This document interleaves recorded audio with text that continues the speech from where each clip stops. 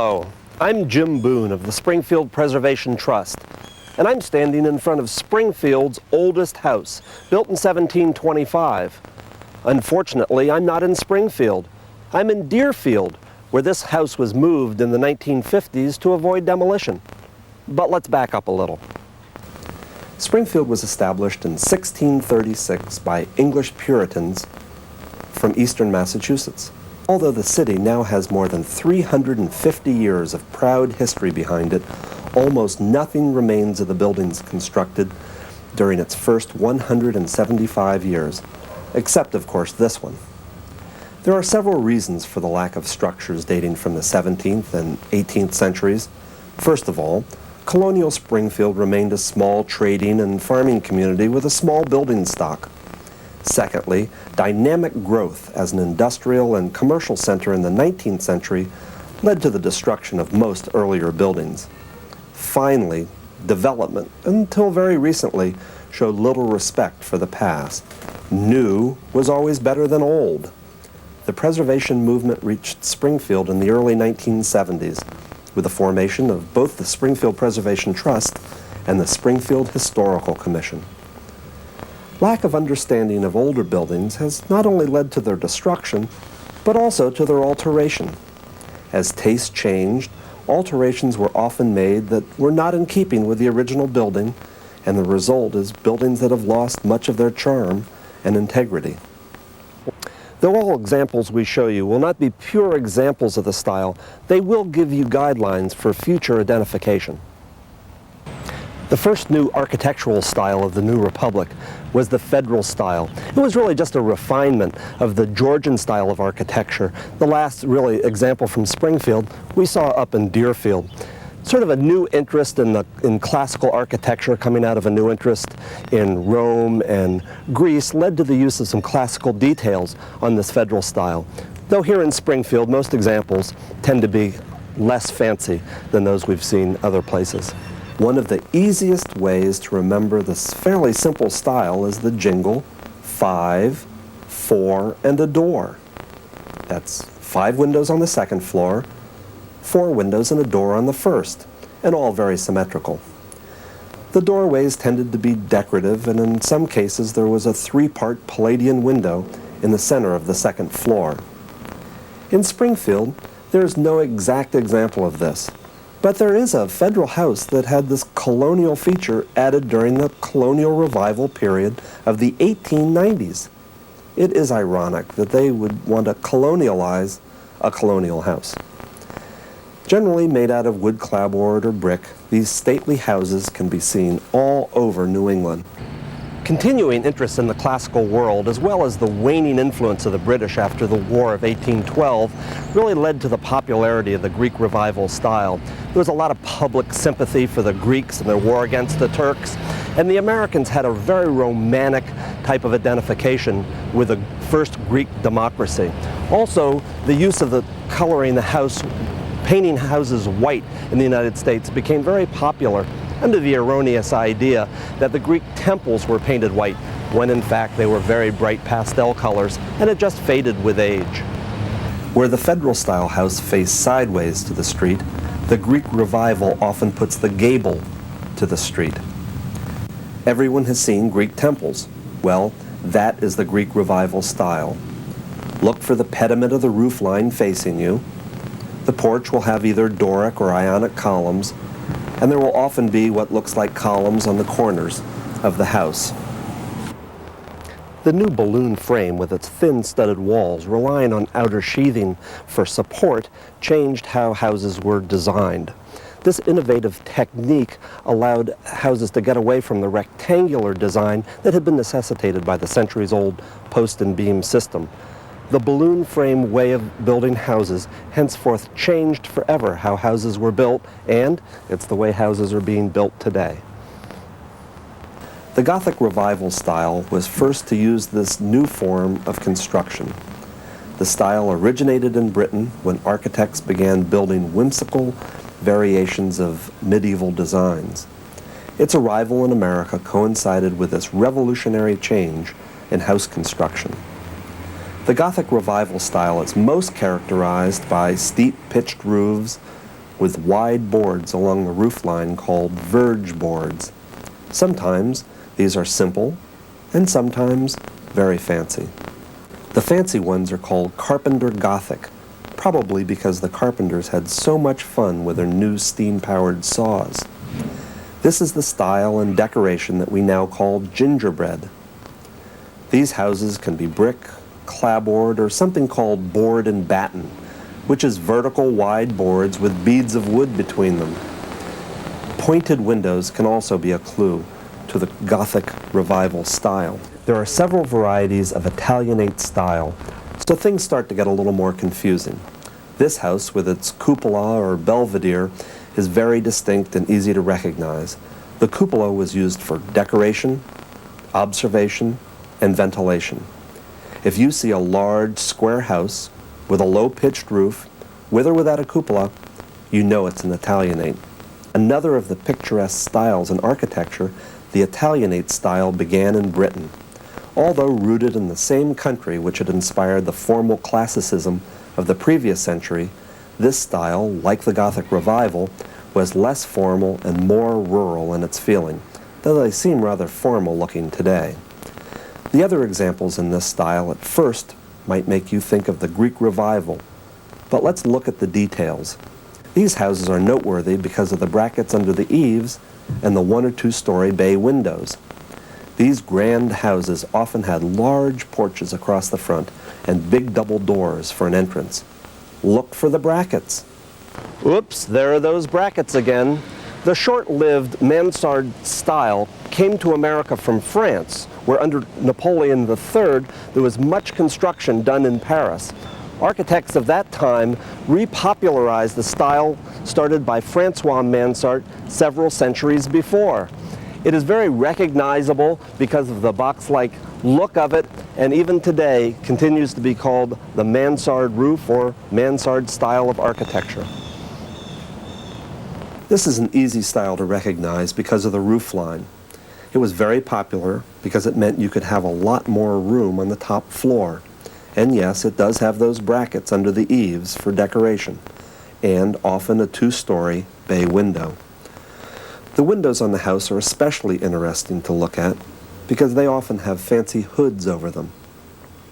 This style was used on row houses, single houses, factories, commercial buildings, and schools.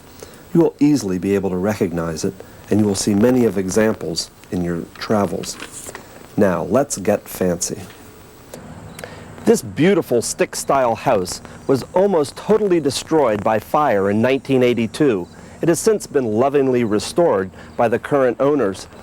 On the stick-style house, some of the details you want to notice is on the exterior, the use of heavy trim boards, the use of trusses and brackets underneath the eaves, and please notice all the beautiful decorative porches. Derived from the Gothic Revival style, the stick style emphasized the wall surface of the house as an important decorative element. Until this style, decoration was mostly applied to doors, windows, eaves, and cornices. Here in Springfield, pure examples of this style are rare. Most often, stick features are found combined with features of the Queen Anne style, which we will see next. As you can see with this style, there was a lot of emphasis on the exterior surface and the heavy use of trim boards, as though they wanted to show you the structure of how the building was built. Vertical and horizontal boards of trim and use of brackets is very common. If there is a tower, it will be square.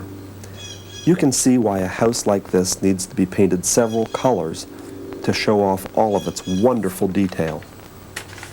Because of the streetcar, people were no longer restricted in cities to live within walking distance of work.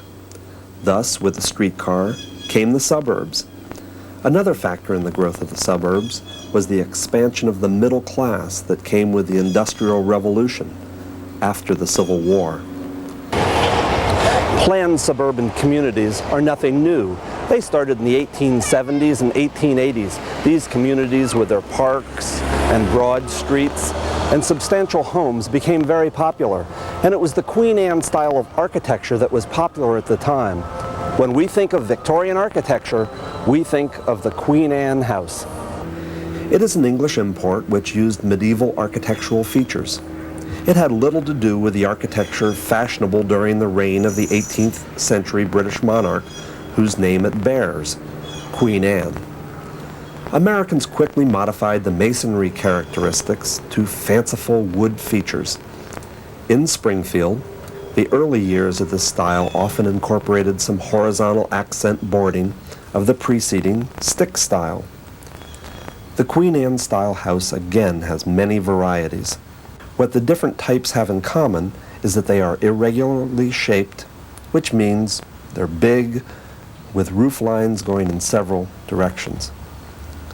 As it was fashionable at the time to see and be seen by others, there are large sweeping porches on the front with turned columns and spindlework.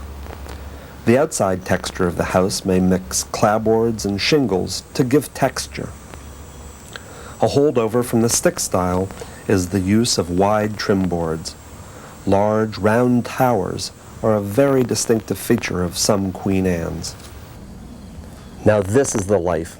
Originating in the posh seaside resorts of the East Coast, the shingle style soon spread across the nation. Many of the leading architects of the time helped to mold what's been called the most original American style. Features from the Queen Anne and Colonial Revival styles were often incorporated into designs. The obvious common feature of this style is that most are all covered with shingles and there are no corner boards. Wide, large, one-story front porches lent this an ambiance that explains why they were so popular at the seashore, or for those who wished they were at the seashore. The use of colonial features, such as the oval window, were used. Then they became very popular in a style called Colonial Revival. You can see how they can get mixed up.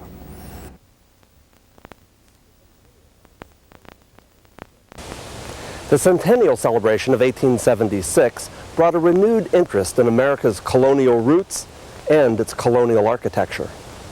The emerging Colonial Revival style ranged from literal reproductions of earlier architecture to whimsical variations which relied on the vocabulary of the earlier styles. Here in Springfield, New England examples of colonial English architecture predominated, but a smattering of Dutch colonial houses occurred as well. The Dutch Colonial Revival used the gambrel roof, popular in some parts of the country, and are still being built today. This style is the most popular style there is, and they are still being built today. The early colonial revivals were large, very symmetrical, and had lots of features from earlier styles of houses, such as Palladian windows, fanlight windows, and elaborate entryways with classical details. Porch columns were round and hollow and looked like they came off a Greek revival house. Simple early examples had Queen Anne massing and asymmetry, but had adapted the colonial details. Very popular since the 1930s is the revival of the federal style, though on a smaller scale. This one has wonderful detail and quality. A subgroup of the Colonial Revival is the neoclassical revival style. Similar to the Colonial Revival style in its formality, symmetry, and use of classical detail, the neoclassical revival style was popularized at the 1893 Columbian Exposition in Chicago. In many examples of this style, the sole distinguishing characteristic is the dominant two-story porch with classical columns. These low-priced, mass-produced houses are everywhere. The most popular variation of the Tudor Revival style is characterized by this very steep pitched roof, the narrow windows, often the use of this archway, and certainly the rounded door.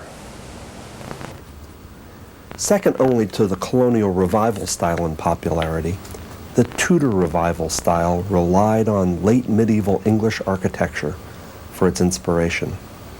Like those of its rival, the Colonial Revival style, examples of this style range from historically accurate reproductions to whimsical variations on a theme.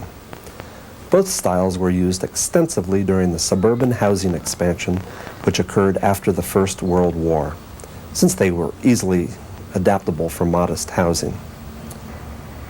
Of course, the most obvious and easily recognized variety of the Tudor home are the ones that use the half timbering and stucco for decoration. These big and small Tudor houses are very recognizable, and a variation of the style still gets built today. Hey, recognize this? They built that to look like the Spanish missions of the West. You remember the Alamo? Well, there was another mission revival style around the turn of the century. At the same time the colonial revival style was growing in popularity on the East Coast, the West Coast was looking to its own Spanish and Mexican heritage for architectural inspiration. The result was the mission revival style, which in California is as common as the colonial revival style is in New England. Examples of the style in Springfield are rare. A common characteristic of this style is the use of stucco for the exterior, unfortunately not too practical with ice and snow in New England. The use of tiles for the roof and the distinct Spanish mission look, though rare, is at least recognizable. At the turn of the century, reaction to the effusive Victorian styles of architecture led to the craftsman style. People began to design houses with more natural and rustic types of details.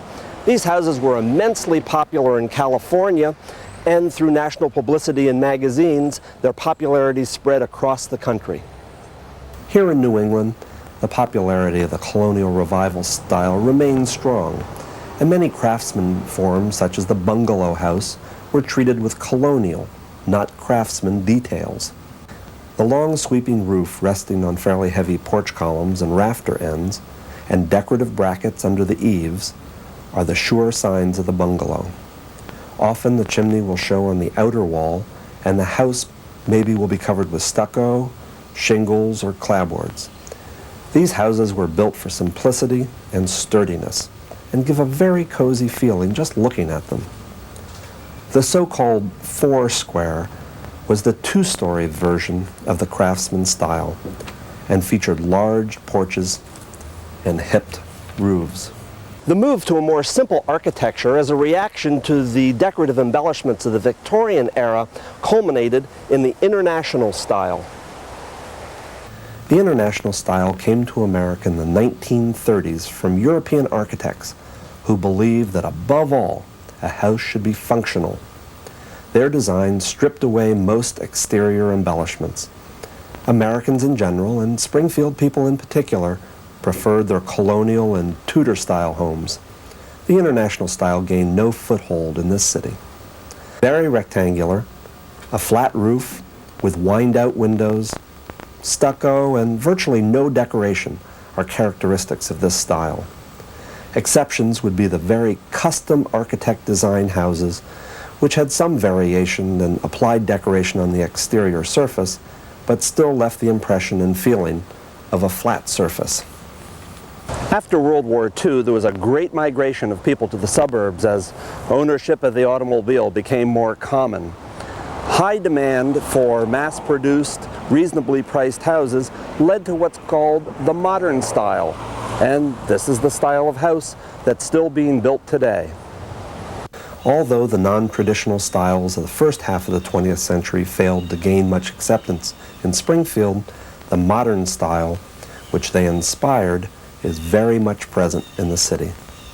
The modern style continued to emphasize a lack of decoration, and variations of the style known to us by such names as ranches, garrisons, split levels, and contemporaries are found throughout the suburban portions of Springfield, which were developed after World War II.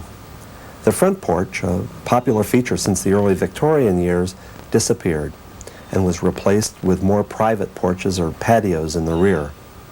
Attached to garages to accommodate the now necessary automobile were usually integral parts of the houses.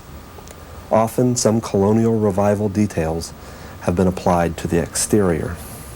Let us now look back at all the styles of architecture that we have seen and review their names, when they were most popular, and some recognizable features of each. The Federal style, 1780 to 1840. Remember, 5, 4 and a door, and all very symmetrical, and often with a classically embellished front entrance. Greek Revival, 1830 to 1850. A very popular style that looks a lot like a Greek temple. Gothic Revival, 1840 to 1880. Noted for its steep pitched roof, fancy verge boards, and quite often the use of cut wood gingerbread. Second French Empire, 1865 to 1875. These buildings are noteworthy and easily recognized because of the distinctive mansard roof. Stick style, 1865 to 1885. The exterior wall surface is emphasized with a heavy use of trim boards, trusses, and sometimes a square tower. Queen Anne, 1880 to 1900. This is the ultimate Victorian, featuring large porches, asymmetrical roof lines, and a mixture of clapboard and shingle wall surfaces, all very decorative. Shingle style, 1890 to 1910. These houses are reminiscent of the seashore, large and sprawling and covered with shingles. Colonial Revival, 1890 to 1955. There are a lot of different varieties of this style, all drawing from architectural themes and elements of an early history, such as oval windows, Palladian windows, classical columns, and all on a very symmetrical structure. Neoclassical, 1895 to 1950. This style is easily recognized by the use of the dominant two-story porch with full-length classical columns. Tudor Revival, 1900 to 1945. There are a variety of Tudor styles, from the English cottage with its steep pitched roof to the very recognizable half-timbering of so many large Tudor homes. Mission Revival, 1900 to 1920. This style usually has a stucco exterior, often a tile roof, and certainly has the look of a Spanish mission. Craftsman style, 1915 to 1930. The cozy, rustic bungalow with its low sweeping roof line and the two-story four-square are both of the Craftsman style. International style, 1945 to 1955. These houses lack exterior decoration and tend to be very rectangular looking and usually have metal casement windows and flat roofs. Modern style, 1945 to the present. Split levels, capes, ranches, and contemporaries are everywhere in modern America, with their prominent garages and their new house look.